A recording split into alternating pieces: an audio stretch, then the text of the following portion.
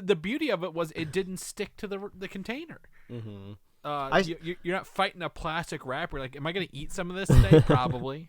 It's not a bird, it's not a plane, it's Superhero Slate. It's a modern podcast where we talk about everything that's great, like movies, TV, superheroes. It's Superhero Slate. Oh yeah. Hello, everyone, and welcome to Superhero Slate, the show where we run down the latest superhero entertainment news. We love TV, movies, and superheroes, so let's talk it all out. My name is Chris Dillard. And my name is Mike Royer. And this week is the biggest game of the year. No, I'll say it, Super Bowl. I think I brought this up in previous years, is there's no copyright restriction on saying the name. People are just too afraid to say it, and it just takes one person with deep enough pockets to just stick it to the NFL. But that's not us. I do not have big enough pockets to push back against NFL. But you can legally say the Super Bowl as like much as you want. Now that their logo might be like trademarked and stuff, but you can literally say the words. That's just okay. The rant's over, Chris. Move on. Well, it's also one of those weird things, again, because I'm in advertising, they have to, if someone uses their stuff in a way that implies that they are affiliated with them, they have to actually go after it, because if they leave it alone, that opens it up to like, oh, if you just let this person use it, anyone can use it. It's a really weird thing. Like, it's just like Disney. They'll sue you into the ground even if like your daycare has like a Mickey Mouse logo anywhere near it. You can't use Spider-Man on that kid's monument for his funeral. We're gonna sue you, kind of thing. Oh God, yeah. They've done it. That's the worst part. But anyway, Superb Owl today, biggest game of the year so far. In parentheses, Mike, there might be bigger games. I don't know. This isn't. This is the extent of our knowledge. That just reminded me of something to add to the Quaranstream. Continue while I type. There we go. Marvel is expanding Wakanda. We'll talk about this later. Oh my Big God, deal. I can't believe I totally forgot about that news this week. Wow. That's what I love about coming on the show with Mike. He doesn't. He's got the list of notes below him. He can see everything. Well, yeah, and it's crazy because he doesn't. Like everyone's working from home. We're all plugged into the internet 24/7. Even more before when we were in an office environment. So like, yeah, I saw that news come in like the second it happened. I internalized it. I thought about it, and then I moved on to the next thing, and I forgot about it. So I'm glad that we're coming back around. That's the sucky part about news dropping on a Monday, because then we're like, what? How far back do we have to go for this? The real emphasis on real Ghostbusters are back. Okay. And more. Yes, it's a big game Sunday. I feel actually really happy for big sports fans, because this is a big day for them. And, people are just begging to have stuff to look forward to. We do our best to look forward to, like, really big pop culture moments. And then, like, I'm glad the football people have something today, hopefully people aren't rallying around together unsafely. But we all get to kind of enjoy something at the same time. I'll be on Twitter. I'll be looking at the trending tags, and it's a fun thing to have today. Yeah, definitely watching the commercials online after like 5 seconds later, because whatever stream you're using now blanked out during the commercial, and you have to buffer or something. So yeah, I'll probably be doing that as well. But it is the game. It is a Sunday. It's got some stuff. We've got some stuff. We'll talk about more about that later. Mike, I want to jump into the Quaranstream here, because I did not know this. My wife has never seen the movie Black Sheep or Tommy Boy. Oh, Black Sheep and Tommy Boy. Now, it's been a long time since I've seen either of those, but I've technically seen them. Right. So this brings me to an interesting point. So we watched a Black Sheep, and I believe it was on regular television. For some reason we were watching. Yeah. So it had commercials in it, right? Like, and edited for television. So we're watching this movie, and it just comes to me again. One, we missed Chris Farley, right? Mm-hmm. Several years later, David Spade would go on to become Joe Dirt in and of himself, rather than the uptight businessman he was. But these movies don't hold up, man. Oh wow, really? Yeah, it's not that it's a bad. It's not a good movie, but it's not a bad movie. It's a comedy, right? Like this is like in the era of Dumb and Dumber, and again, like he says, the Adam Sandler movies, where there's Happy Gilmore, Billy Madison, right? Like there's some sort of far-fetched thing this person has to do to improve themselves, or otherwise they're an idiot for the rest of their lives. kind of thing. And then just like watching these random things happen to these people throughout, it's just like, this would never happen. The cuts are there for comedy. There's no real, for lack of a better term, cinematic value to these movies, but we hold them in our hearts so dear because they were in our formative years when we didn't know what the hell good content was. I was about to say, I will neither agree or disagree with you because, like I said, it's been a while since I've seen these. But you know that there's a ton of people that like absolutely love those two movies and are just like they're trying to like just crush their earbuds so they don't have to listen to this podcast anymore. I know, and it's nothing against people. Like, you can like whatever movies you want. You can like the worst movie in the goddamn world. It doesn't matter. Again, we have fans. We don't dig on the Snyderverse movies. People do. That's fine. You can like them. It's not us to tell you what is you can and can't watch. But you hear that, folks? Chris just said Tommy Boy was as bad as Batman vs Superman. I can't believe it. I might say it's actually worse. But it's just one of those things. Like, again, I just thought it was interesting. You know, we don't, in this world of tentpole movies and things where we're like, you know, everything's events, everything's being held on to make money in the theaters because they focus all this money. I do miss the era of B and C level movies that someone could just make and not have to worry about it. There's no criticizing it. There's nothing. You go in, you have a good time, you leave, and then, you know, you make some references with your friends later. A la like, you know, Super Troopers or something of that nature from the 2000s. So we did get to watch that. She was like, "What am I watching here?" I'm like, "All I remember is the end of this movie." The quote. I always quote when they're high in the cop car, right? And they're like making fun of the word roads. They're like rudes, roads. And she's like, "You say it all the time. I thought you were making it up yourself." I'm like, no, I got it from this movie. I have to do that. I have to do that with my wife sometimes, where it's just like, now this isn't a reference I drum up on my own. This is from a previously established movie and or TV show, but I don't remember where it came from, so don't give me credit. Yeah. And I didn't know she hadn't seen it, so I think that was fun. So, Black Sheep out there, you can go watch it probably anywhere. I didn't even look on Just Watch; it was on TV, kind of thing. Next up, after talking to you last week about the upcoming sequel to Tomb Raider, I decided to go back and watch the actual Tomb Raider on my own personal home media streaming server. What is that's Alicia Vikander? Yep, Alicia Vikander. Yep. Yeah. And then yeah. It's got, what's she from again? I don't know how I remembered her name, but I don't even know what she had accomplished before Tomb Raider. It's the robot one. Where Ex Machina. Oh, okay, gotcha. I was like, she's a robot person. All I remember from this movie is the trailer where there's a moment where she's like jumping across like a chasm, and this old plane like falls out from underneath her, and then like Nick Frost is at like the very end of the trailer, and everyone's like, "Oh, this is dumb because he's going to be at the very end of the movie, and you know you're not going to see him at all." And that's when she like suits up and everything, and that's all I know about it. Mm-hmm. Well, I don't think anything. If I tell you anything about this movie, it's gonna ruin it. But Nick Frost is in this very minimally. Very, very minimally, and the scene from the trailer is pretty. I wouldn't say it's early on, but yeah, it's a longer action piece where it like goes from one to next kind of thing. And I forgot completely Walton Goggins is the villain in this movie. Like, I love Walton Goggins. I completely forgot. So that was a good year for him in 2018. That was that and Ant-Man and the Wasp, I believe. So, and I believe in that same year he would also be in, I'm sure, a season of The Walking Dead, because I know he was a regular on that show for a bit. He was. I didn't think he was in The Walking Dead. I thought he was on the other show about the Western Justified. He's probably on all. Goggins is all over the place. He is. He's a great actor. I really think I think he's a good actor. I think he sells the villain role without being like overly kind of.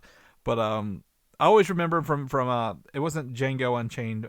Even though he's in Hateful Eight when he was like a main character in that. Did you end up watching that? I don't remember if we talked about that. The Hateful Eight? Yeah, I've seen that. Yeah, okay, great. And then he's also the villain or one of the people. He's a hitman in the movie Fat Man, which I didn't get to watch from last year. But anyway, Tomb Raider. My biggest qualm with this film is it does tell a really good origin story. It's actually a pretty good video game to life movie, way better than those Angelina Jolie movies. But it takes forever for her to raid a tomb. I tell you, I'm waiting for. It's called Tomb Raider, and I'm like, maybe she's been doing this forever. No, we get an origin story, and we only get really one tomb at the end of this to be raided, and that's. That's just not very fun for me.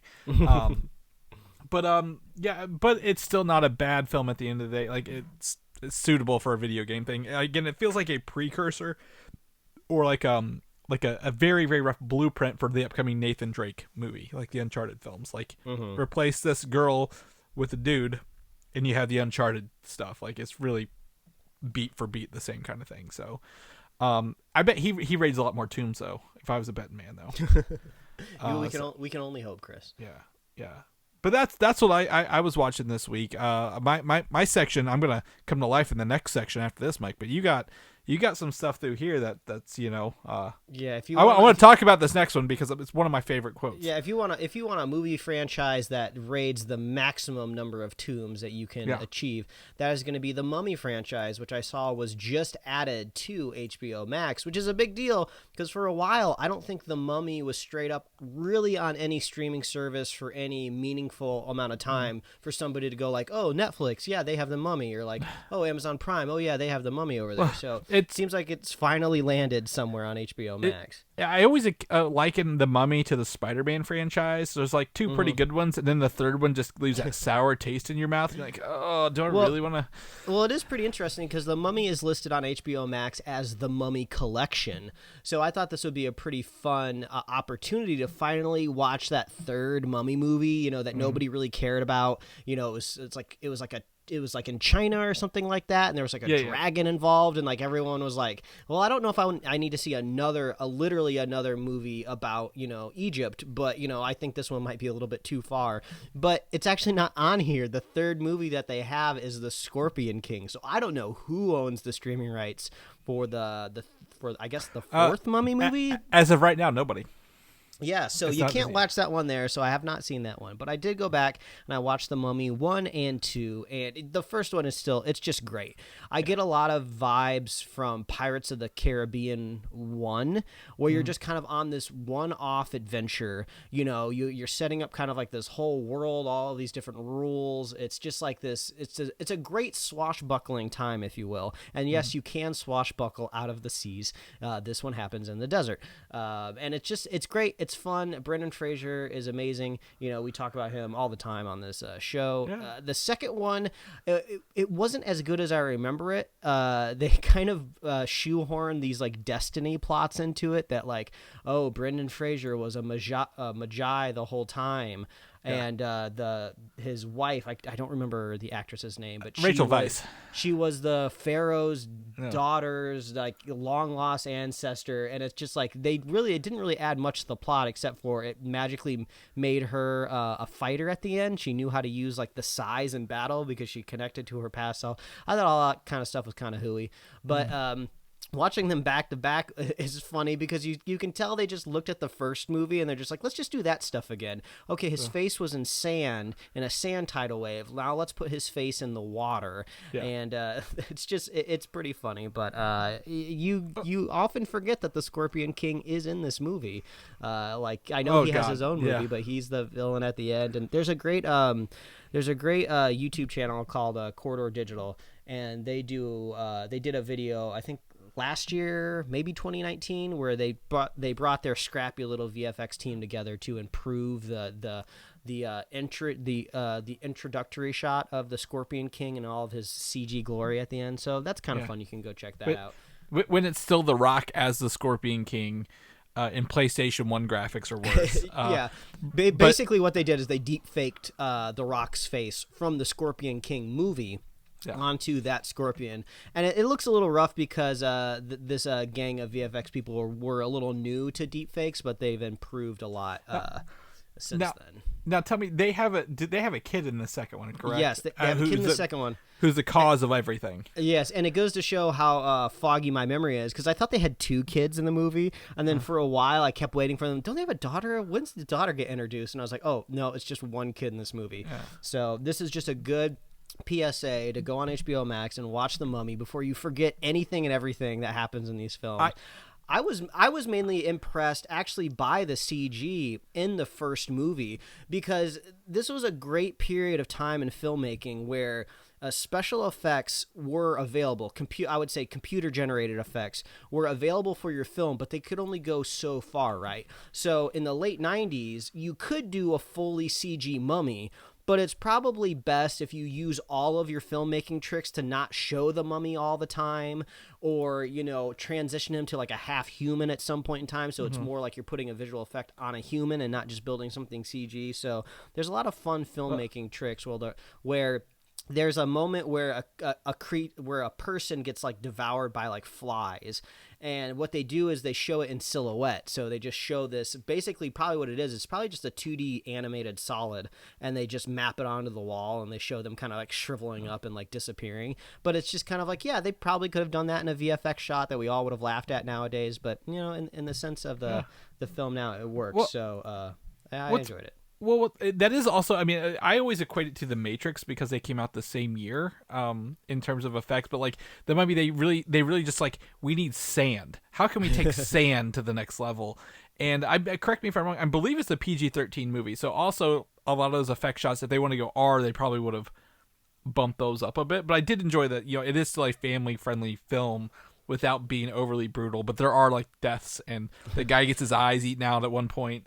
Yeah, if I was a person who made video essays, it would be kind of fun to do a comparison between the Mummy franchise and the Pirates of the Caribbean franchise, because they do kind of seem to right after the first film, things start to go a little awry. Well, it's again just like the Matrix, just like Pirates. It's all about destiny in the second movie, right? You've always been this great person. You just didn't know it till you had a really successful first movie, and once your movie made a lot of money, now you're faded. You're not allowed to be somebody that was just plucked from obscurity. You were always meant to make this movie franchise. Exactly. Well, I mean, again, what's his name? Brendan Fraser just got out of Biodome with Pauly Shore, pretty sure, or in the Caveman movie. What was that? Encino Man. Yeah, Encino Man. I was like, this that name makes me think of you because of kind of where you are in the world. But I just want to say my favorite line from this movie, and I use this in Fortnite all the time, where his buddy, what's his buddy's name? Benny. He's like, we got all the horses, and he's like, looks like you're on the wrong side of the river, because it's just a funny banter between him and the Benny character in this. So. Also, the first Mummy movie feels very, very timeless. My wife brought it up. She said, when I was a kid, I never really knew when this movie took place. There are little timestamps that show you the time this takes place during 1923. But if you just happen to blink and miss that, it does feel very timeless because you're over in the Middle East. You're kind of in the Egyptian desert a lot of the times. And even when you go to villages, I'm sure a lot of those villages look very similar to how they did back in the day. And like the dress and attire almost feels more like it's fit for the desert, not necessarily for the decade. So there is like a timelessness to the first Mummy movie because you're not really seeing like, it's not like you're seeing like old classic like cell phones, that really date you to a certain time. So that's another thing that really helps the movie. It always, I mean, I know you mentioned Pirates. This is more to me of an Indiana Jones if he actually dealt with the actual supernatural kind of thing, like because again, it feels like it's a period piece. It's he's being chased by some mystery group of people who've been trying to protect an artifact for years or whatever, and then the actual difference is that there's actually a mummy with powers in this one. This does make me excited for the Uncharted movie coming up. Not so much that next Indiana Jones movie because gosh, who knows how that's gonna go. But Tomb Raider, The Mummy. Sometimes you just need a good kind of like ancient artifact hunt on the big screen, Yeah, I agree. I 100% agree, and I'm right there with you. I'd recommend The Mummy to anyone who has HBO Max. Yeah. But I'll cruise through these last two real quick. But we watched a Drumline on HBO Max, which inspired me to watch another sports adjacent movie. So I looked up BASEketball, which is something I haven't seen in a super, super long time. And my wife had never really seen it before. She had seen clips. So we looked it up, and it's on Peacock with ads. So it's not too bad. Actually, I don't know if this is just a Peacock thing, but once you get about 20 minutes into the movie, there's like no more commercials anymore. They just kind of front load it. So you can watch that over there on Peacock without any money. You don't even have to do a paid account to watch it. But it was fun to jump back into that. I forgot there's a lot of quotable moments in this movie. It just it reminds me how amazing Trey Parker and Matt Stone are as creators. I mean, they've done BASEketball. They did Orgasmo back in the day, Team America, The Book of Mormon. I mean, just like countless seasons of South Park. I mean, I don't want to say these guys are underrated at all because people know who they are, but I think people underestimate how talented they are. Right, exactly. And this is one of those. I think it was one of their last live action films, wasn't it? Like the last one. And I can't think of another one.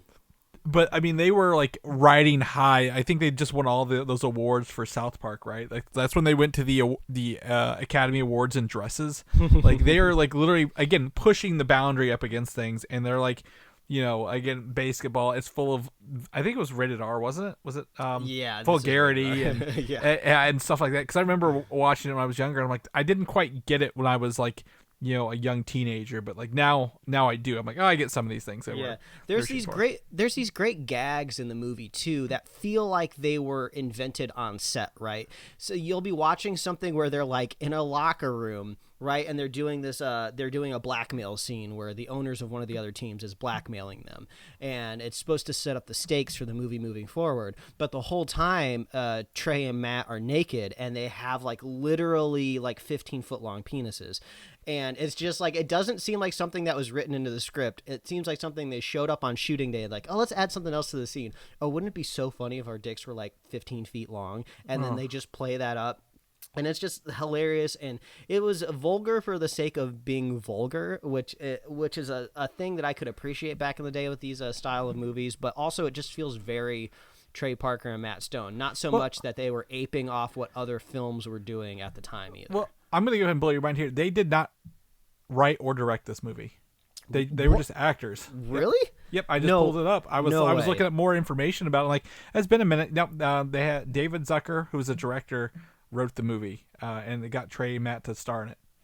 Wow, you were really blowing my mind because it just everything about it. I could see them doing stuff on set, like, you know, a sketch kind of stuff, the skits, like, you know, hey, do it again this way. But David Zucker, that's right. Okay, so this makes sense because Trey Parker and Matt Stone strike me as a type that aren't going to just do a movie just because they want to be in a movie. But I mean, this is the guy that made like Airplane and like Top Secret and Naked Gun. So of course that guy wants them to be in a movie, and they're like, oh yeah, we're gonna be in your movie. Right. He also did. I only know his name from my favorite Scary Movie, which is Scary Movie 3. If you remember those. But yeah, I mean, that's to me, I associate it with them, even though apparently now that is incorrect. Wow, consider me shocked. But I mean, I could retroactively, try to protect myself and say like, oh, well, I'm sure it was a collaborative set. But either way, I love the film that was made here. It's great. And I loved everything about it. So go watch BASEketball on Peacock if you haven't seen it yet. Don't let your kids watch it. Or maybe we'll let your kids watch it. If they're old enough, I think they'll have a good time. Yeah. But final update, I beat Ghosts of Tsushima finally. It was great. It was a fun time. A slightly unexpected ending, or it would have been if I didn't Google one part of the game and then the Google search results kind of spoiled the ending for me. So that you knew better. Sucked. You knew better.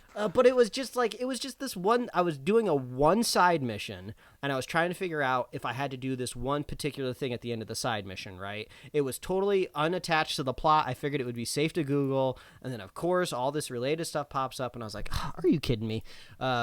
Either way, I had a fun time. The game seems a little long. It gets a little repetitive towards the end. And also, I think I could factually say it runs a little long because I had all of my weapons upgraded like before the second act ended. So I went into the third act with all these powerful weapons, which is a great, powerful feeling to have for your character. But also at the same time, the game was still readily giving me items to upgrade these weapons. So it's just like, why are you giving me iron and steel and gold? I have literally no use for these things. I don't know what to do with them. I don't even pick them up anymore. So there was this multiplayer experience added to the game after the game was released. I think it might have been a few months later it was added. So that was one feature of the game I haven't tried out yet. So who knows? Maybe the gold and steel, maybe that carries over and I can use it there. But I was shocked that this is based slightly on historical events. I didn't even know the island of Tsushima was real, so I looked it up after I beat the game and I did Street View, and I went to the inlet on the island where the Mongols invaded in real history and in the video game, and now it's just kind of like this very just kind of non-exciting bay. There's like concrete around it now. There's like some shacks that are just like worn down that no one uses anymore, and it's just crazy to go like, man, hundreds and hundreds of years ago there was like a literal invasion that happened here, and now this is a place where probably like teenagers go to like drink 40s. So I don't know why I brought that up, but it was pretty funny. I remember you shared it with the group, and I was like this doesn't look like the game. This looks like something else. But I was pretty impressed that the island's shape was pretty similar. But yeah, Ghost of Tsushima, I would highly recommend it. It was a fun time. But that's my Quaranstream: The Mummy, BASEketball, Ghost of Tsushima, and now I'm just prepping myself for Super Bowl snacks. Super Bowl snacks, Quaranfeast section, Mike. I worked really hard mentally this week to come up with a dish to honor your favorite phrase on the show. Mm-hmm. And this dish would make you happier than its own name, a pig in shit. Which my wife loves making pigs in a blanket for snacks. Mm-hmm. Like, they're very easy, right? Croissants, little mini hot dog things, great. Yeah. Easy, dip them in ketchup, mustard, hot sauce, whatever you want, right? Well, what if you took that pig in a blanket and you covered it in my favorite chili cheese sauce, Mike? You know what that looks like? Looks like a pig in shit. So I'm going to be eating that tonight during the Super Bowl for you, Mike. This is something I've been working hard mentally on. How do I turn this name into a food? And now we have it. Yeah, I appreciate the innovation. I was pretty shocked. Yeah, it's great, Chris. I love Honestly, I'm pretty sure I've eaten it like that before and just never gave it a name. So it's not like I'm creating something new, just giving it a better name. The other thing I got to have this week was a TimTam for the first time. Oh, TimTams. And as you said, they feel like they should be illegal. Because you're just going from essentially you kind of give a little bit of a Twix thing. I think it's a very, very long Oreo, but with like a white Oreo, the one I had at least, because I had the white version. This thing is covered in sugar, filled with sugar, and a sugary wafer. It's just one sweet thing after another, and then it's a straight up candy bar. It feels like you're opening the package and you've just unearthed a little sleeve of candy bars. Exactly. It felt like a chocolate dipped Oreo kind of thing, and you're right. You eat one and you're like, I shouldn't have another, but guess what? There's one right there in the package slot right next to it. Maybe I should eat that. It's already unwrapped for you. It's ready. So when you pull it out to get it, guess what? You see another one. You're like, dang, these don't end at all, and you shouldn't be eating that many, but we got through the package, and I do say it was delicious, the white ones I had. So big shout to that. And then the other thing I got to do was have my first Faygos this week. I've never had Faygo before. Faygo, which is pretty crazy because I'm from northern Indiana, born and raised. Well, technically born southern Michigan, raised northern Indiana, but that same zone. And Faygo was nothing but normal for my childhood. So hearing people say that they're unfamiliar with Faygo, I'm just like, wait, what? No, it was kind of there all the time. So yeah, I've seen some small flavors here and there, but I've never purchased it. I'm like, why would I? I mean, I know what I want, and Faygo was never on that list of things. So far, I have had the cream soda, the Red Pop, which is just called Red Pop, and I'm currently sipping on a pineapple, going the other way a little bit, a little farther out there, a little different flavor.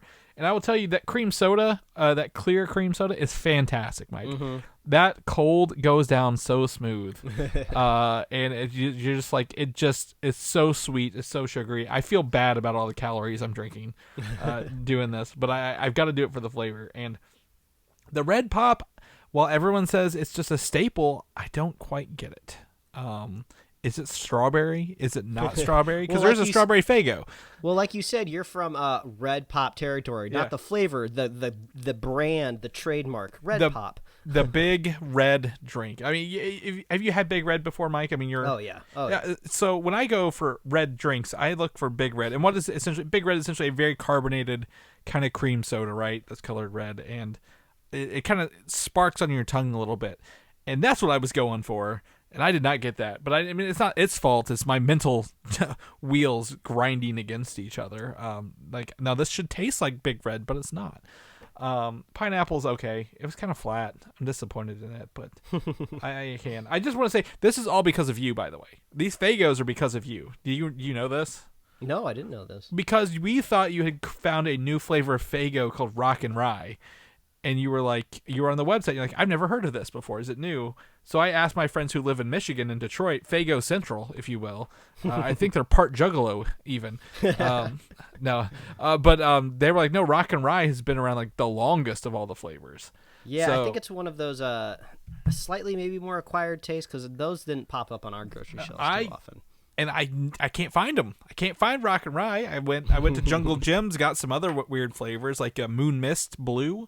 I don't know what Blue Moon Mist is, but I assume it's a blue Sprite or like a berry Sprite. And maybe it's like their version of Baja Blast. Yeah, I'm gonna try it out. I don't know, but Rock and Rye is what I was searching for, and I still haven't got it yet. So one day I'll have a Rock and Rye for you, Mike, because of your interest in that. Oh yeah. All right, now we spent 30 minutes jiving on snacks and other things we've done. Let's jump into this. Today is the Super Bowl LV 55, and today's agenda for the game is the Kansas City Chiefs versus the Tampa Bay Buccaneers. That's about as far as I got. I don't know who's going to win. I don't know what's going to happen. All I know is there's a bunch of trailers we're trying to avoid spoilers for, right? Mm-hmm.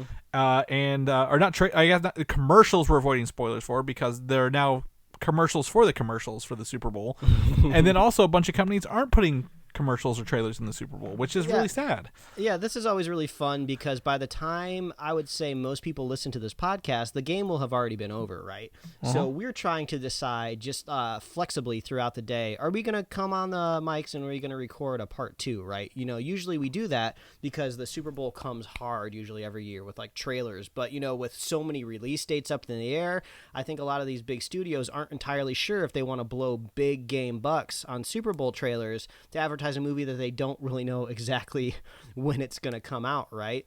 Yeah. So, you know, we're going to wait and see. I mean, you'll be able to check your feed right now and see if there's a second part in there right now. But if there's not a second episode for today, a part 2, it's because there really wasn't much. You know, if there's anything to talk about, you know, we'll definitely talk about it on next week's episode. But if there's really not something that feels earth-shattering, which is a slightly disappointing, right? You know, like I said, I'm happy for the football fans because they get to watch their football game. But now Chris and I are just kind of worried, like, are we going to have good commercial experience today? Right, exactly. What's in it for us here? What's the draw? And I'll tell you, whatever Mountain Dew or Doritos is thrown at me isn't the draw.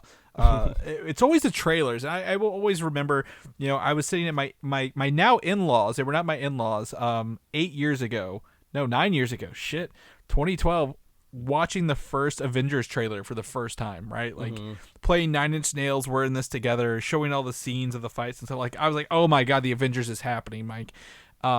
I didn't care about. I don't even know what team was playing. I don't know what the score was. I just know the trailers and the emotions you get, the hype we feel. And sure, we had a Marvel or a Disney event late last winter, like in the end of the year. But like we're now in the second month of this year. Things are starting to look a little more normal. Hopefully, knock on wood.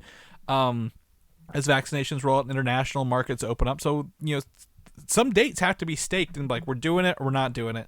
And but thankfully, like you mentioned, there's always the opportunity of a lot of streaming things are still going to stream on the day of what they're coming, right? Like, you know, if it's going to stream and no pandemic is going to stop a stream from coming out, really. They're going to put it up and we're all going to watch it from the safety of our own homes. But there are opportunities for movies to pop up and surprise us. So what I do have for us today is a little bit of news. I've been digging into this for the past couple days, and Disney has up to possibly 2 to 4, possibly 4 Marvel property trailers for us lined up today. And the most likely one is the first time we saw last year is the Falcon and Winter Soldier. What's more American than the fight to be Captain America? And I believe in that trailer there is like a football game where like the U.S. agent runs out into the field, right? So like they're probably going to play into that imagery. Maybe we get our first look at the U.S. agent in video today. They've kind of been teasing, you know, we got Zemo and Bucky and Sam, but like, you know, where's this U.S. agent guy going to be? He's like kind of the big deal going on here. I'd like to see that. The other one I like to see is a May streaming property called Loki. damn, was that a great trailer last fall though. Like that was the one I wanted to see, and that's the one that's sticking with me. I want to see more Loki, but I would not be surprised if they hold that one a little closer to the chest for the end of March maybe. The other three I'm thinking here. One, do you think we'll get a Black Widow trailer? You know what? Honestly, that's what I'm looking forward to the most. Logically, it makes most sense to see streaming properties and streaming shows advertised because those are coming out no matter what. Nobody's delaying that stuff. But I want to see big movie stuff, like really, really bad. I mean, we're going to be talking about WandaVision at the end of the episode, but I want to see big MCU stuff in my face. So honestly, a Black Widow trailer wouldn't be giving me much of that, but Shang-Chi, maybe the Eternals, just a teaser, because at the same time we like to do these part 2 episodes on the Super Bowl so we can talk about debut stuff, right? Yes, it would be cool to see a Falcon and the Winter Soldier trailer. Yes, it would be cool to see a Loki trailer during the Super Bowl that we haven't seen before, but we've seen those initial debut trailers already, right? Yes, obviously a second trailer will be very welcomed and we'll see more, but like, you know, the Band-Aid's kind of already been ripped off, if you will. You know, the car's already been driven off the lot. So until those shows come out, you know, the trailers that we see, you know, aren't going to be as exciting as that first one. Yeah. So, like, give me the first look at Shang-Chi. Give me the Eternals, you know? Exactly. And then the only thing is, like, you know, Black Widow hasn't had a trailer in 11 months now, and the last trailer was called the final trailer. I'm like, you need to update that a little bit. But Shang-Chi, I believe, is coming out in June or July, which means, you know, if this coming out within, was that 6 months now, right? About 6 months from this week, we need to see something. You know, that feels like a very solid date. That's the back half of this year. Give us the first look. We've seen Simu Liu do that fight sequence, right? When we shared that a couple weeks ago. I want to see him in the suit. I want to see him fight. I want to see these crazy martial arts tournament going on here with some magic from these 10 rings. Like, that's what I want to see. And while I do think I really want to see the Eternals, that's not till November. They've been sitting on that for a long time. I don't think we're going to see that one for a minute. But, I mean, Shang-Chi that would blow my socks off, Mike. That would cause a text thread so long with you that I wouldn't even know what sport we're watching anymore. So, I think those are the 4 biggest shots there. I think Disney will probably, like I mentioned earlier, drop a Riot and the Last Dragon trailer, which is his next premiere access. People seem to think the only reason we get a Black Widow trailer is that they're going to announce a debut on streaming and theaters at the same time. I don't think that's going to happen, but, you know, color me surprised if next week or later this evening we're talking about it, about how cool that is. Amazon, so far, they've said they're doing the Coming to America, which is a sequel to Coming to America. I have no preference for this either way. I mean, I feel like I think that a trailer may have already dropped for this, or maybe it was a teaser trailer. I think it was a small teaser, and we're supposed to get the full trailer. But normally, we wouldn't really cover Coming to America on the Superhero Slate podcast. But I enjoyed the first film. Yeah. We all loved the bootleg McDonald's that shows up in it. That's always fun.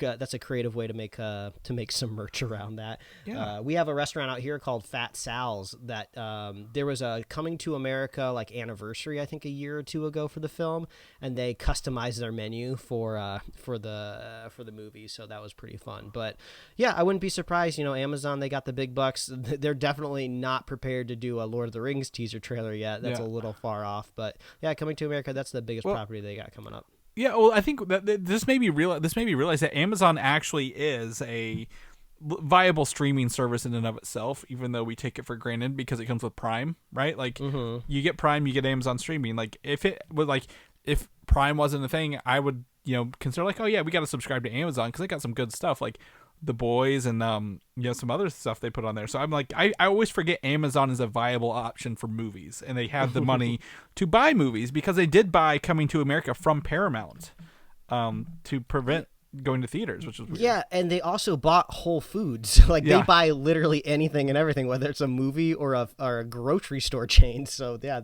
they'll buy whatever. Yeah, they do it. So that brings to the next thing. Paramount is going to be a no-show for Top Gun Maverick or A Quiet Place Part 2, which is sad. Which is surprising because the Super Bowl is on CBS, which is Viacom, which is the Paramount Plus whole streaming platform and everything. You think that there would be some sort of synergy going on there, but I don't know. Maybe they shifted all of their streaming, all of their commercial spots to Paramount Plus because we know we're going to be seeing a lot of that. I mean, I'm going to be watching it on CBS All Access today, which will morph into Paramount Plus. I think this time next month. So we'll see how that goes. Sony, disappointingly, is also skipping this year again, so no Venom trailer, which we kind of really hope for, because that's coming up. I would have loved to get a Venom teaser. Like, God damn, I would have loved to have seen that. First look at Carnage, that would make the rounds. That would take that would probably steal some of Disney's slots if they didn't come out with Shang Chi and they like, hey, here's Carnage. That would swoop right in there. And then Warner Brothers, surprisingly, is doing a no-show for the Suicide Squad or Justice League. No, Warner Brothers is doing a no-show, which means no Suicide Squad, no Justice League, but Justice League is technically like an HBO Max property, and I know that's under the bigger umbrella of AT&T Warner Media or whatever, but like if they said Warner Brothers Studios specifically didn't buy it and not HBO Max didn't buy it, I don't know. So and that's a whole nother thing when we're talking about Super Bowl trailers and commercials and stuff like that, is we're always looking for like the trailers to get rated, right? Because there's usually a timeline where those come out just before the movie's released. Since all of this stuff is wrapped up in streaming now, I think there's just whole different classifications for stuff, right? You know, like we're never getting any early information about like a Netflix trailer drop, right? Because they're just promoting a streaming service and what's on the platform. So who knows? There could be some stuff that hasn't quite been unearthed yet, but we'll just have to wait and see. And also, again, like we said, who knows how these companies are buying commercials right now? Like, they're all shell companies in and of each other, right? At the end of the day, like. Also, this whole segment does seem pretty pointless because if you are listening to this after the Super Bowl, please enjoy the time codes that we put on every podcast, right? And just go ahead and just skip to the next section. I think you'll be who knows, it could actually be really entertaining to listen to us try to predict something that everybody knows already, so there could be some entertainment value in that. Right? We've been trying to do that for years. I would hate to go back and listen to how wrong we are over the past 6 years we've been doing this. Sometimes, Chris, though, we nail it on the head and we let you know. We own those moments. I'm like, called it, you son of a bitches. So that's what we got for the Super Bowl. This news kind of popped in before that, but the Suicide Squad dropped a new synopsis this week. And it says, essentially for this thing, that the people on the Suicide Squad are dropped into the remote enemy-infested island, or infused island of Corto Maltese on a search and destroy mission with only Colonel Rick Flag on the ground to make them behave. So my theory was, and this could be proven to be wrong, is that they why would they put out a new synopsis the Monday or Tuesday before the Super Bowl, right? Was because maybe a trailer was coming. But I've not seen anything. We've not heard anything. Will this fall under Warner Brothers? Will this fall under HBO Max? Who knows? I'd love to be surprised. James Gunn was talking earlier this week that the movie is completely done already. They're just finalizing some small stuff. Well, so he's already moved on to the Peacemaker TV show, because on his social media he posted a picture of him on set of Peacemaker. I mean, obviously he used his finger over the lens to cover up anything of interest, but he's making a TV show right now, so he's totally done with the Suicide Squad. Yeah, so if it's just sitting there, you could quit giving us like the 3-second teases on your HBO Max promos and give us a real trailer. That'd be nice. So. Suicide Squad, maybe we'll be surprised. We'll keep it. But speaking of the DC universe, Shazam, Fury of the Gods, there are reports that Henry Cavill would come into this movie as Superman, but like I think Warner Brothers and the director, it's not David Ayer. No, the director is I don't remember his name, but he's worked on like horror movies and stuff in the past. Yeah, David Ayer's Suicide Squad came out and was like, no, Henry Cavill will not be Superman in this film. Which I think this rumor is kind of built on the fact that there was the Henry Cavill Superman minus his head in the last movie at the end of it, the teaser. So I think that's what they wanted. But I mean, I think they're done with Henry Cavill Superman. Sadly, like they've not done anything with him. There's nothing on the horizon. He's out making more Witcher shows. I mean. Also, I mean, like the Shazam universe, you have so much to build out there just with like Greek gods and like those types of mythos. You have an entire super powered family now at your disposal. You don't really need to bring in Superman necessarily. I would imagine a moment where maybe you bring Henry Cavill in and he sits down and talks with Billy to kind of like mentor him and be like, oh, this is what it means to be a hero and stuff like that. But I mean, like, is he just going to take turns and sit down with every member of his family? Is it going to be like a weird like round robin where like everybody put your chairs in a semicircle, Superman's here to talk to you? So it could be cool to bring in Superman, but it seems like there's going to be so much going on by the time this sequel comes out that I don't think they necessarily need the big guy in the cape for this. Well, you know who they bring in, right? Is Wonder Woman, because Wonder Woman is based in mythologies and gods, right? And who would know this history of gods better than her? Yeah, that does make more sense. And I do sound a little hypocritical right now because I'm always like, oh, my favorite thing about superhero movies and these franchises is when characters can pop in and out, right? But it's just like, unfortunately, like DC hasn't really nailed down any particular character yet. Wonder Woman probably, like you said, is the most established, but it's just like we need these characters a little bit more set in stone before they start like hopping in and out of other people's movies. Yeah, no, I agree, and they did show Superman, but like it's just because he's strong and buff. Is that why he's there? Like that makes no sense. You want to put in a character who knows something about the mythos and like why the powers are there. So I don't know. Shazam is a fun time, right? I'm ready to see the second one, but I think it's like 2022 now, so. Who knows? Maybe he's just busy filming The Witcher. It could be that simple. We don't know. Could be. They just need to say if they're going to do a Superman 2 or not. That's where it is. I think if you want Henry Cavill fans and Superman fans to be excited, like, what's our plans for Superman? We've got the Batman coming, and we've got a Wonder Woman 3 probably on the way. But where's Superman in all this? Mm-hmm. Nowhere. He's in Justice League wearing his black suit, Mike. That's where he is.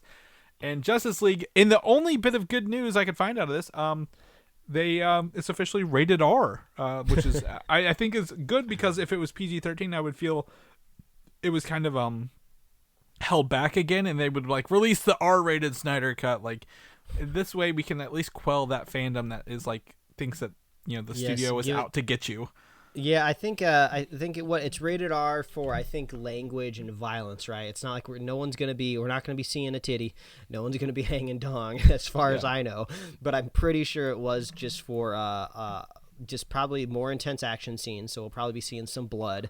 I don't think we're going to be seeing faces ripped off, like we saw in The Boys, But we'll probably. It just made me think, because I've been slowly dabbling with Titans on HBO Max, and the first thing it made me think of when Robin said, "fuck Batman." Yeah. So. Yeah, I mean, I definitely agree with the language and stuff like that. So it's just interesting. It's good to know that there's no other limits on this, that where someone could be like, release the unrated cut or whatever. So we get that. And then in a weird thing, Zack Snyder teases Jared Leto's Joker in this movie, and it's kind of. I mean, the only reason I bring this up is he's got a Joker card, which I believe was in like the maybe Batman v Superman or something like that. I don't remember. But is his hair longer, like Heath Ledger length in the background there? I don't know. This shot would make you think that, like, oh, the depth of field is hiding a reveal. The Joker is going to look different in this film, and I would suppose that's the only reason to do it, right? Because, like, why would you obscure him? We already know what he looks like. So that might be kind of fun watching this film, knowing that we're going to get a slightly different look at the Joker. But he can't be that material to the movie, right? Like, even if this is like a director's cut, like, he wasn't in the movie at all. So, it's just going to be like a quick scene, I would imagine. Right. And I totally agree. And, it's just, I don't know why. And I want to see curious, but like, there's a reason I believe he looks shirtless. I could be wrong. He kind of gives me that vibe. The Rocky Horror Picture Show, the tall, lanky guy with the bald, head with the long hair. It kind of looks like that in the blurry background a little bit. And so I'm just like, is it drastically different look than our bright green haired, tattooed, damaged Joker from Suicide Squad coming in here? So, well, I mean, that'd be fun to see the little things in this. So, that's coming around the corner. It's coming out next month, March 19th, I believe. So, 18th, right? That's a Thursday, not a Friday this year. 19th is Falcon and Winter Soldier. So we'll keep that going. Biggest news this week, Mike. Black Panther, Ryan Coogler signs a 5-year TV deal with Disney.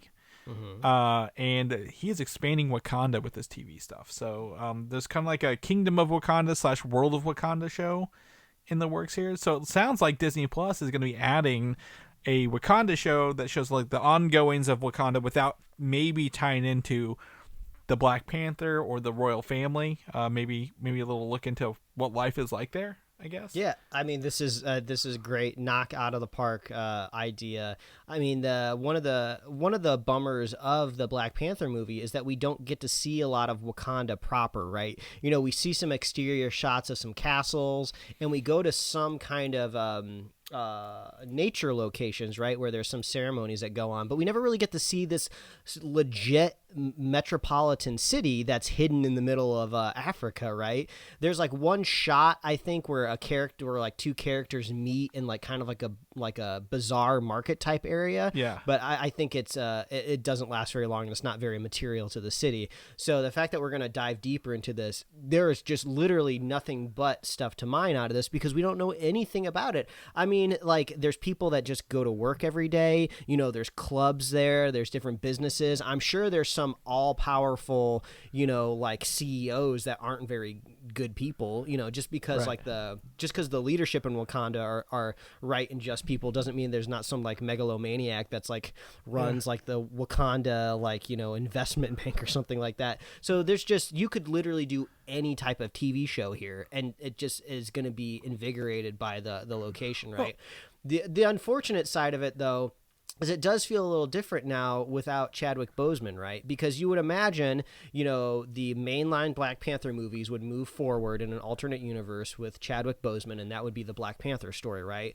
And then we'd probably pull out some of the secondary characters from the movie franchise, and we might give them bigger roles in the TV show. But now, unfortunately, without the Black Panther, it kind of seems like I'm trying to think in my head, well, what's the difference between the Wakanda TV show and the Black Panther movie moving forward, right? So they're going to have to establish, you know, what's the big difference there, which I'm sure Ryan Coogler can do it, but, you know, it does feel like there's less of a delineation now that we don't have anybody on the throne. Well, I think you just already mentioned the differences. Like, you know, you have the royalty of and the power of the Black Panther character, and you know, you're dealing with maybe something a little bit more outside of this. And then this one, you know, has a description of a drama series based in this town or in the country of Wakanda.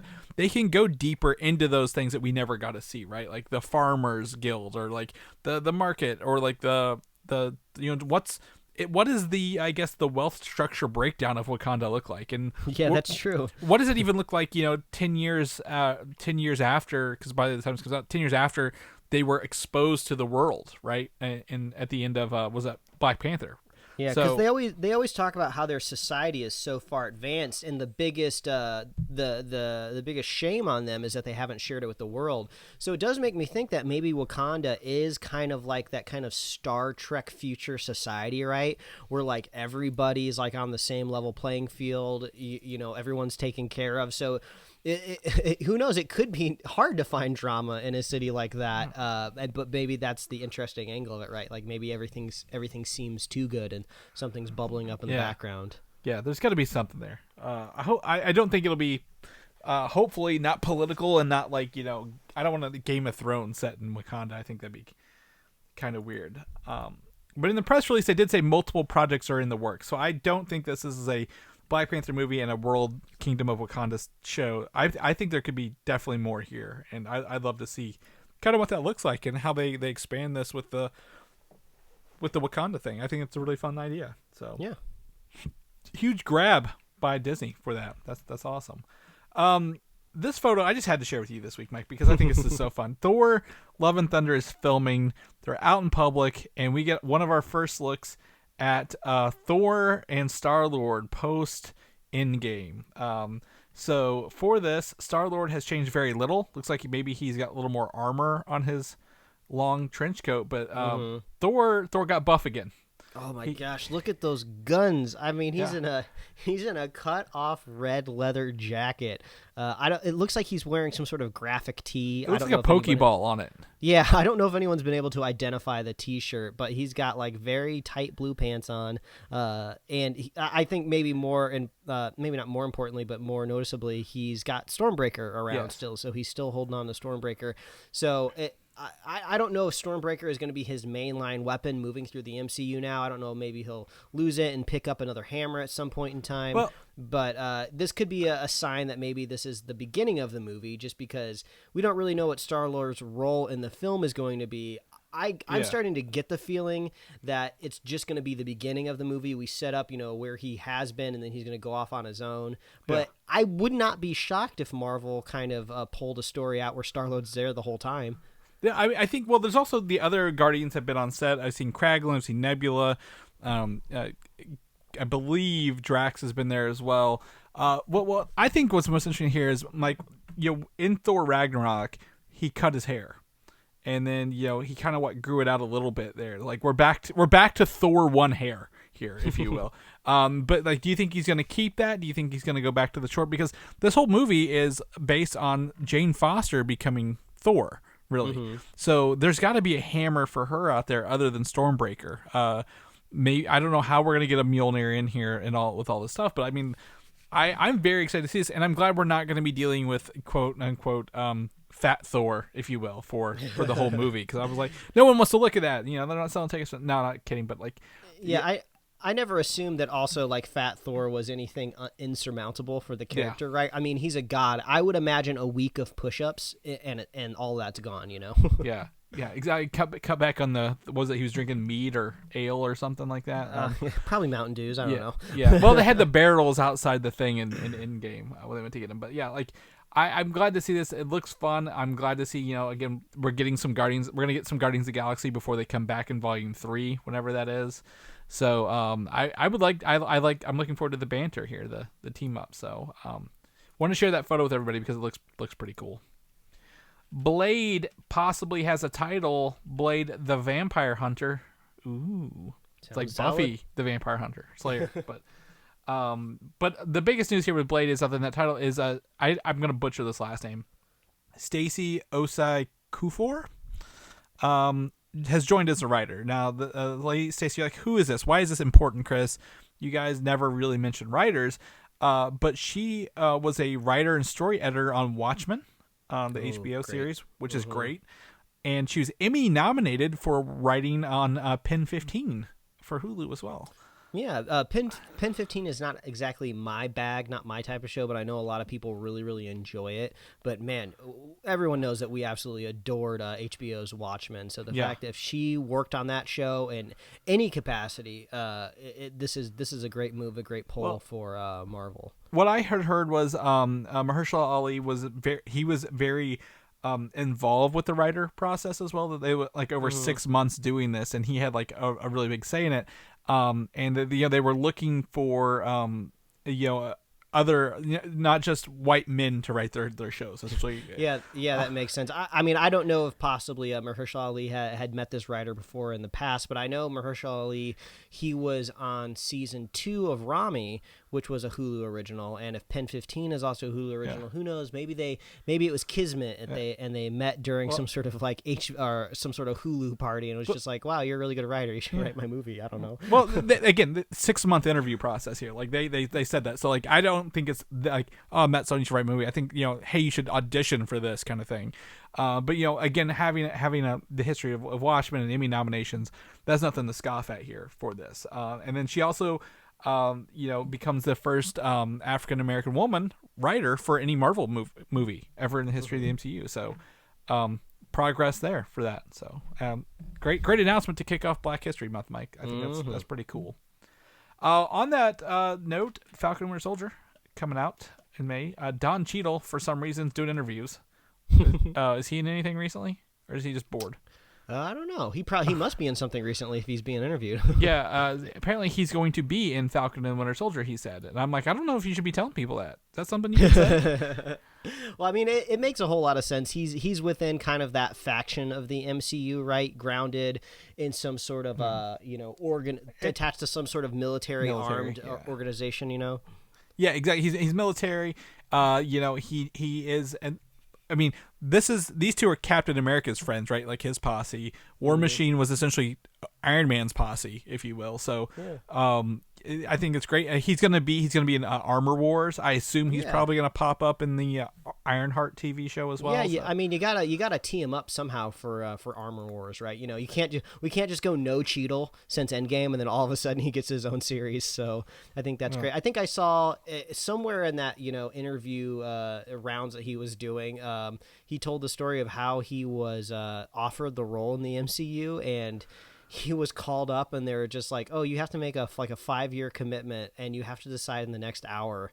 And he said, well, I'm at a birthday party right now. And they're like, oh, okay, we totally understand. You can tell us in 2 hours if you want to do this. So I thought that was pretty hilarious. He made the right call. He definitely made the right decision to say yes, because this seems to have been very lucrative for him, especially moving into a starring role for a streaming series. For a series, yeah. I mean, I think he did really good on Iron Man 2. For that movie, depending on what it is. But I mean, yeah, if he's been mostly cameo since then, right? Like, just show up, we're going to film your face and put it in the movie to make it look like it's on a robot kind of thing, body. So yeah, Don Cheadle, cool. I think that's great. Be fun for that.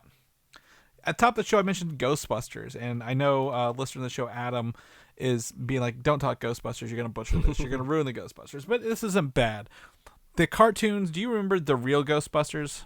Cartoon? Yeah, for sure. Yeah. And the Extreme Ghostbusters, which was the follow-up in the 90s. They're now debuting full episodes on YouTube every week. That's great. I wonder what channel they're associated with. Is it just like some rights holder was just like, I don't know, let's just throw these up on YouTube. Nobody really wanted to buy them. It's on the Ghostbusters channel. Like, you go to Ghostbusters and you can watch them there. Ghostbusters, again, I think owned by Sony, but these debuted on ABC at some point. I think maybe Extreme Ghostbusters was on Fox. Back then, they didn't care what networks. They didn't even think about streaming back in the 80s and 90s. But yeah, so the Real Ghostbusters come out every Saturday morning, I believe, and the Extreme Ghostbusters come out every Wednesday. So they're going to put all these episodes in there. Real Ghostbusters had 7 seasons, and spawned the cartoon look of Slimer, right, that we know of. Adam's probably gonna yell at me. That's probably wrong, but all I can think of when I think of that is the cartoon Slimer and the Ecto Cooler drink that came out to tie in with all the Ghostbusters stuff. So I think that's cool. Extreme Ghostbusters, way more edgy for the 90s, right? Late 90s. It only had 1 season, so. Well, hopefully it can get them some more subscribers. They only got 44,000 subscribers on YouTube. The Ghostbusters do? Yeah, maybe they'll. Trying to make themselves a little bit more of a destination. Yeah. They're like, hey, we have no Ghostbusters to show until later this year now. So what do we do? Go get the cartoons, whoop them out. We'll put them on here. So yeah, if you want to watch those for free on YouTube, not YouTube Red, not YouTube anything like that. So that's cool. And lastly, last week I talked to Mike. I was like, we need a Pacific Rim cartoon or anime, right? And I'm like pretty sure I knew it was coming. Then they debuted a teaser trailer and then a full trailer this week, all in one go. And I was like, hey, I feel like I'm on the pulse of what's hot right now.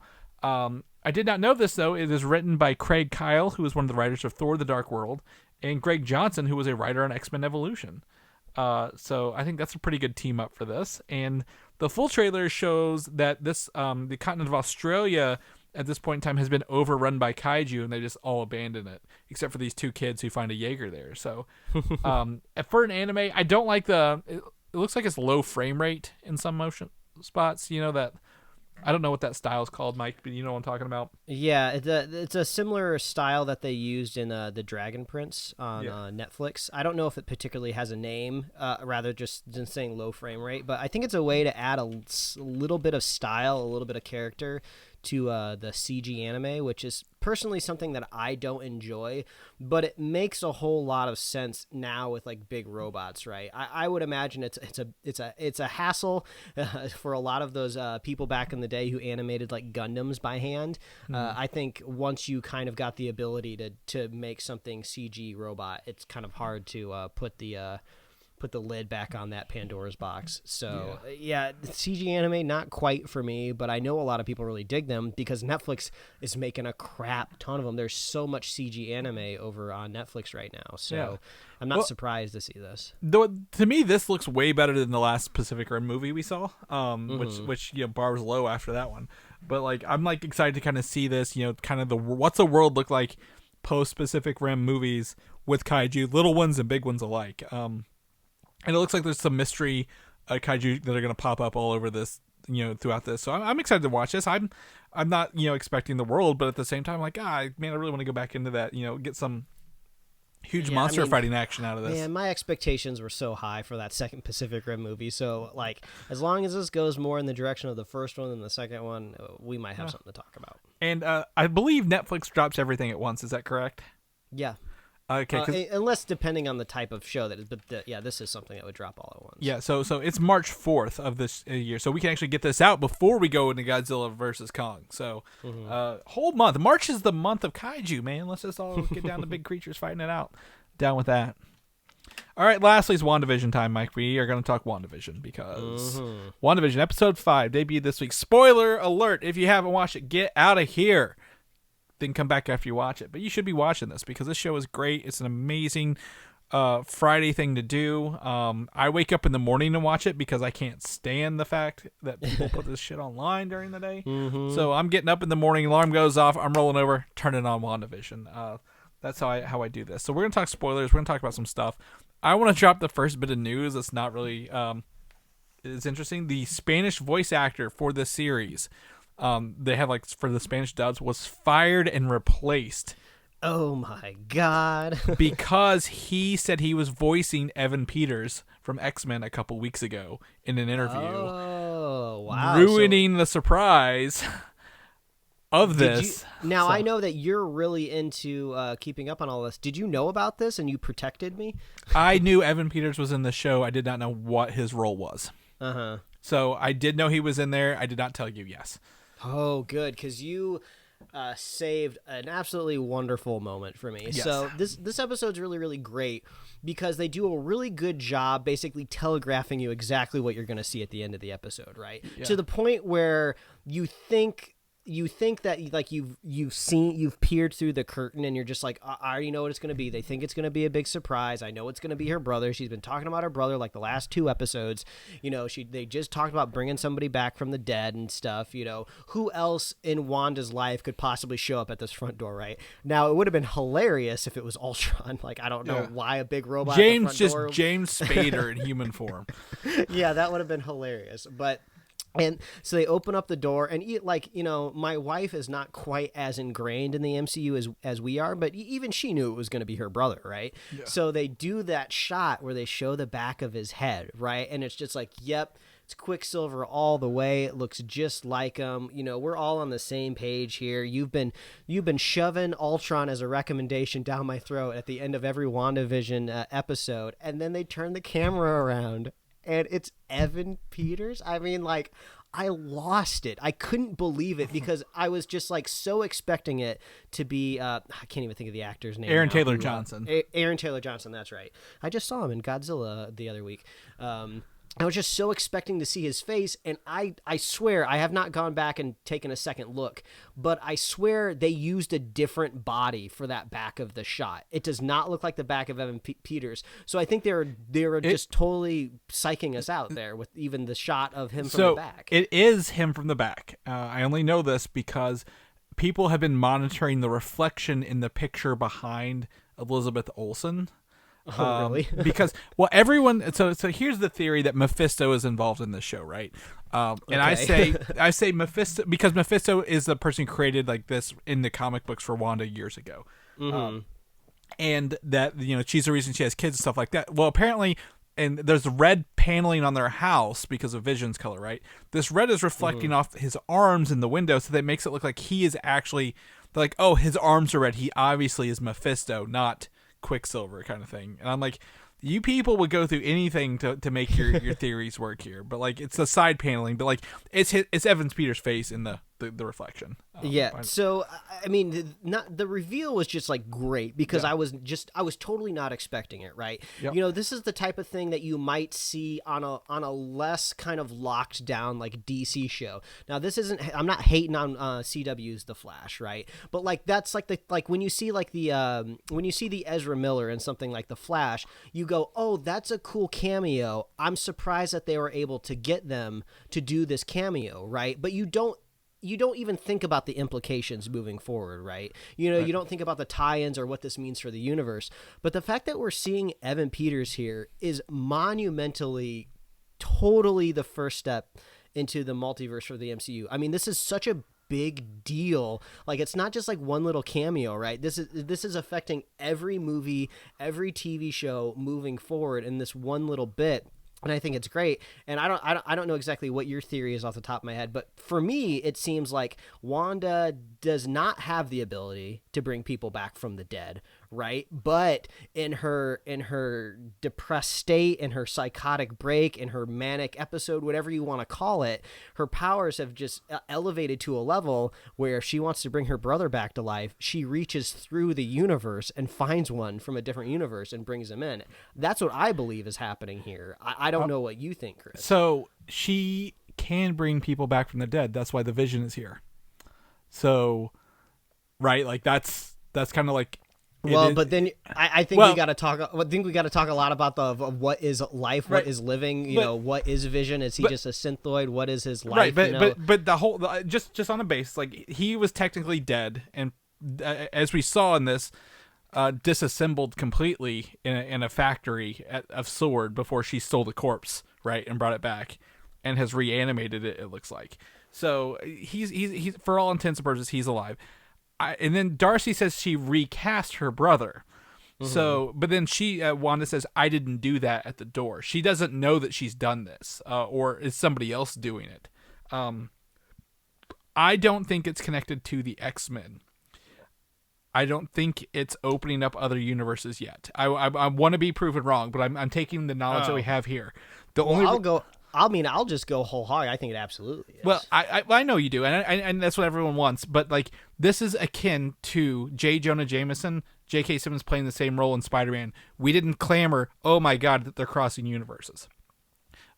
There is no inclination that this person is crossing universes yet, as of yet, and we've not. I'm just basing off the facts we have. So hopefully, I'm proven wrong, and they say, hey, this is what happened for sure, because the Pietro we got, his personality doesn't match the X-Men ones if you go back and watch, and he's wearing a little bit of his Days of Future Past outfit a little bit. Did you know that? Which lines up with the era of the show Wanda is in. Well, I think, I mean, I could probably talk about this for like hours because right, it's a whole show around this thing. But it's just like it would seem bizarre for them to bring in Evan Peters to not connect it to the X-Men movies, right? Like for me, the J. Jonah Jameson is more like, well, this is the Spider-Man universe. Nobody has set any hard rules for the Spider-Man universe really yet at all. You know, it's owned by Sony. Who knows what the hell they're going to do on their own movies? It's still Marvel universe. To me, it just seemed like nobody else could really quite play J. Jonah Jameson than J.K. Simmons. So, you know, if we can bring him back, if we can put him back on the role, let's just do it because those were Raimi Spider-Man movies. You know, it'll be fine. We can make it work. But this is Evan Peters who's like directly played the same character in a different universe. It just seems so weird to bring him back if you're not going to directly connect it to a multiverse. But that's the same logic here. He's the same actor in a different movie. J. Jonah Jameson, same actor in a different movie. Like it's the same thing. The only reason that we're saying this is because we know there's a Doctor Strange movie coming out in the Multiverse of Madness, correct? Which but it just seems so weird because the motivation for J.K. Simmons is like he did the role so well. Like I don't think Evan Peters is just like the spitting image of Quicksilver. Like, oh, we gotta get him because he's the only other person that could possibly play Quicksilver. It seems weird to put him on screen if you weren't trying to connect him to the X-Men in some way. It's the same. If you no one said that, you know, J. Jonah Jameson, he's the only actor we could ever get to do this in a world full of actors. Like that's you putting that into that movie based on that. Like that, there's nothing there. It's the same with this. They can recast him and put someone who's played that role before. There's nothing that's given in this movie, in this show, that said there's a multiverse in play yet. But what I'm trying to say is, what is the point of Evan Peters being Quicksilver in this TV show? Why does it have to be this actor? I think because it is just being like an Easter egg. Like, what's the point? So my thought is, it's a TV show, right? Wanda's making a TV show. She even plays the credits while they're arguing, like in the middle of this episode, right? Like right before this kind of thing. So she's crafting a TV show. Now my thought would be, what if this is a stretch? What if the X-Men movies are movies in the MCU? Like a sub kind of thing. Like, she's watched X-Men movies. This person is that actor for that. I again, it's weird because this is the same role kind of thing. But like, my thought also is that there's no technical body for Pietro for her to reanimate like Vision. So she can't use that body, and this is somebody else. Like, I can't draw all the lines to it yet, but there is no math or no evidence that there's multiversal play going on yet. Well, at this point in time. If I had to put my stake in the sand, I would say that whatever's happening with Vision, I think is totally unrelated to what's happening in the town. I think we're going to get a totally separate explanation for why Vision is the way that he is, because she is manipulating and like basically mind controlling all of these humans that exist in this town, right? These people exist, they're already there. But like Vision seems to have his own sentience, right? He says in this episode that your powers don't work the same way on me. But like Vision, like you said, he is a dead corpse, right? These aren't dead humans that were reanimated. So factually, something is different is happening with Vision. We don't know exactly what it is. She rewrote his line earlier in another episode. So yes, she can control the time or replay a moment around him. Well, but it's not the same. Like, now, if this dome comes down at like in the last episode or something like that, and she has literally been animating like human corpses the whole time, we could say that they're similar, but we can factually say it's different. She's messing with live human beings as opposed to possibly puppeting a dead corpse. But now, how does this dead corpse have its own sentience? How is it making its own decisions outside of Wanda? I don't know. That's all I'm trying to say is something different is happening with Vision. I don't know to what scale is happening there, but something different is happening to Vision. And then my other stake in the sand is Evan Peters is 100% from a different universe, because I don't know why the hell they'd bring him in there if it wasn't. But he seems to be acting differently because I think he is under Wanda's control. He's a human just like all of the other humans in this town. He might have possibly been plucked from another universe, but of course he's acting all weird. Like, what does he say in the line? Like, where's the chips or something? Or he asked for like, doesn't he ask for like food or something? I don't remember what his line was. He didn't act like Aaron Taylor Johnson's either. That's like, if she's controlling him, I think she would put her memories of her brother in there, and he doesn't seem to act like it. So that makes me think. It makes me think he's not related to Wanda.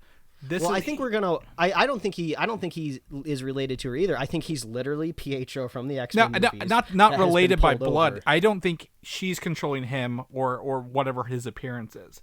That's something else. The only reason I say is Agnes has to deal with the saddest death in the MCU, right? The dog dying in this episode. Out of nowhere. But like, I think she's trying to provoke Wanda to bring a body back to life.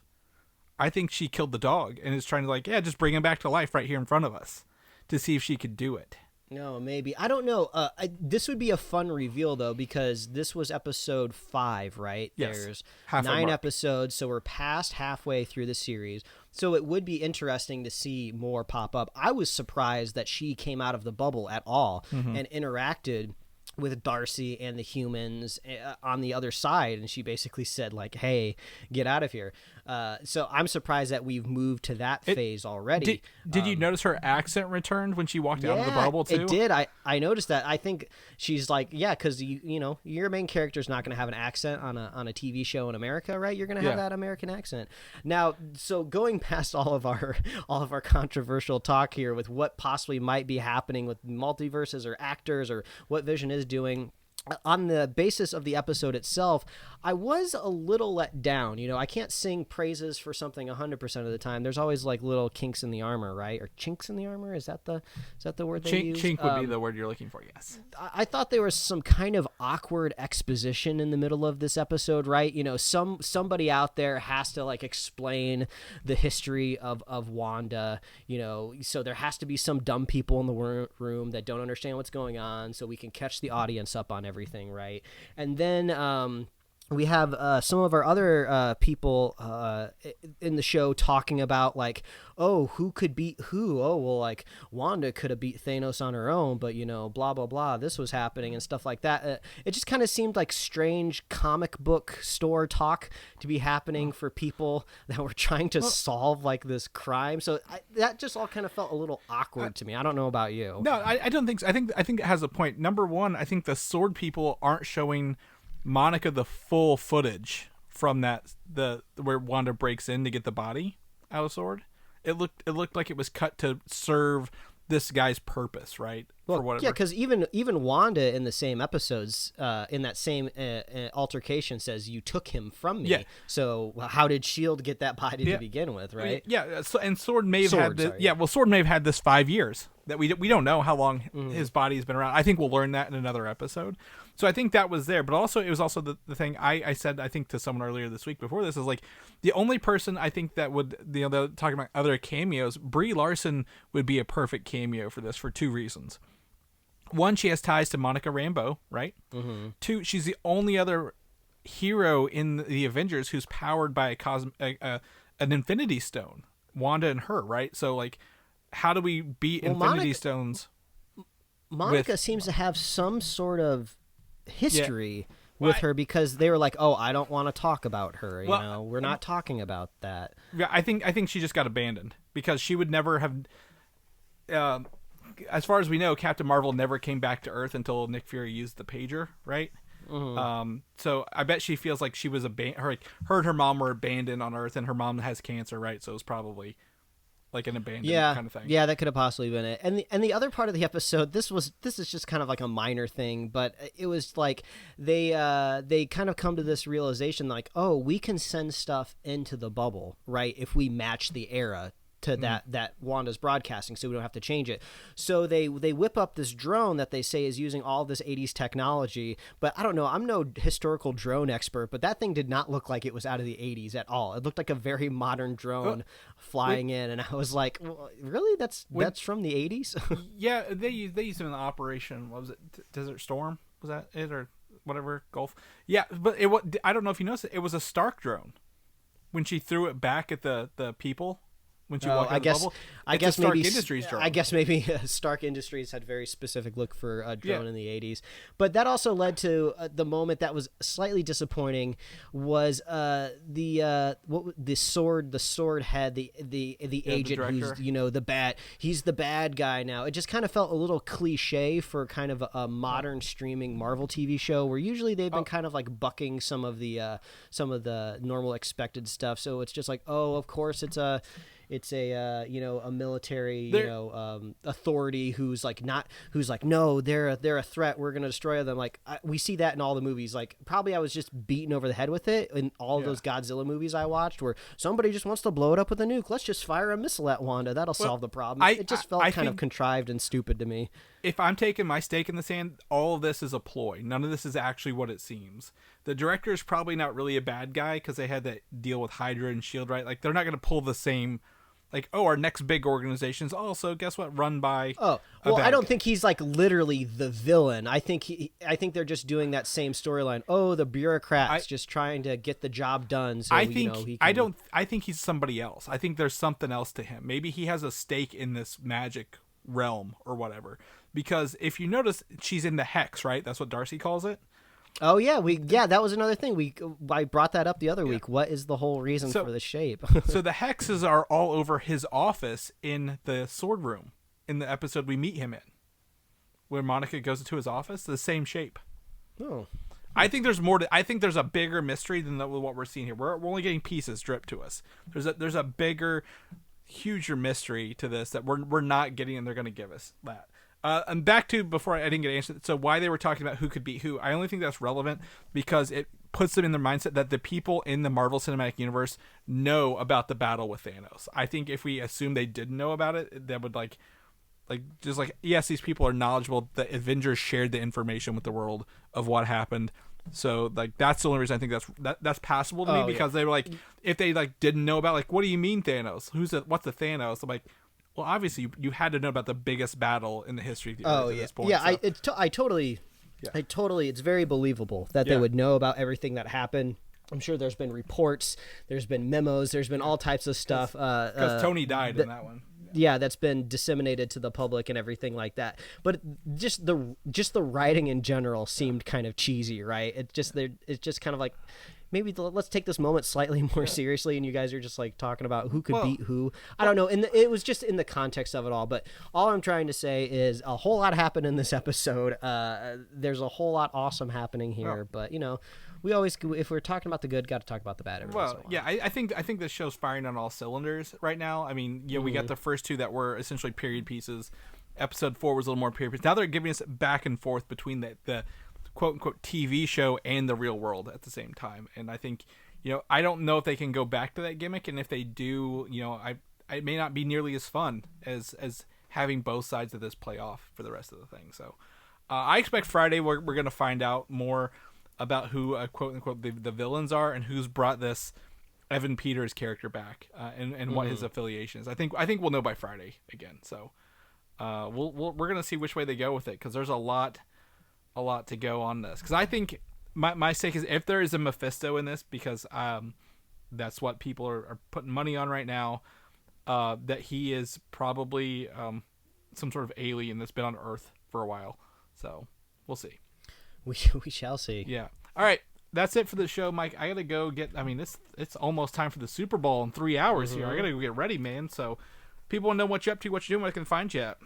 Oh, all you got to do is find me at Mike Royer Design on Instagram, Twitter, and TikTok. And you can read my Pickled Comics at pickledcomics.com. Chris, if people want to catch up with you, where can they find you? You can find me on Twitter, Valdan, Valdan, or Instagram, Valdan87. I'll probably be sharing some of my Super Bowl snacks up there, Mike. You going to be sharing yours today? Ooh, I love snacks. I'm sure there'll be an Instagram story of the beautifuls. It'll be a picture. You've been sharing throughout the week with those cheesecake bites, so we'll see about those. If people want to know more about the show, what we're doing, where can they find us at? Oh, all you got to do is visit superheroslate.com. That is the best avenue to find all the ways we host our show and to get our awesome show notes. So you want to check out the trailer for that the Kaiju Pacific Rim thing over on Netflix. You want that Thor set photo. You can get that in our show notes over at superheroslate.com. You can also find us on Apple Podcasts, YouTube, Spotify, and wherever else you love to listen to find podcasts. Please like us on Facebook, follow us on Twitter and Instagram, and you can get merch at superheroslate.com/store. We love hearing from you, so please reach out. What are your WandaVision theories? Are you leaning more my direction? Are you leaning more Chris's direction? Or is it all moot and pointless? Because all we have to do is wait 5 more days, and we'll probably know exactly what's happening. So what do you think? Are you enjoying WandaVision? Are you back on the boat? If you were off the boat, I know episode 4 was a big watershed moment for a lot of people. So what are you thinking? Let us know. Stay tuned. Stay subscribed. You may or may not be seeing a part 2 of the Superhero Slate Super Bowl extravaganza, depending on what they deliver to us during this big game. But of course, you already know because you're listening to this in the future, and this is all moot. But we love our super fans of the show. So if you want to be a super fan of Superhero Slate, all you got to do is share the show with a friend, share the show with a buddy, wear your mask, social distance, get your vaccine, and get this world back to normal. And we'll talk to you guys next week. We'll see you then. Bye. Bye. Thanks for listening, and don't forget to subscribe. Like a pig without shit, Mike. And how happy is a pig not in shit? Mediocre. I think that warrants a bad Yelp review.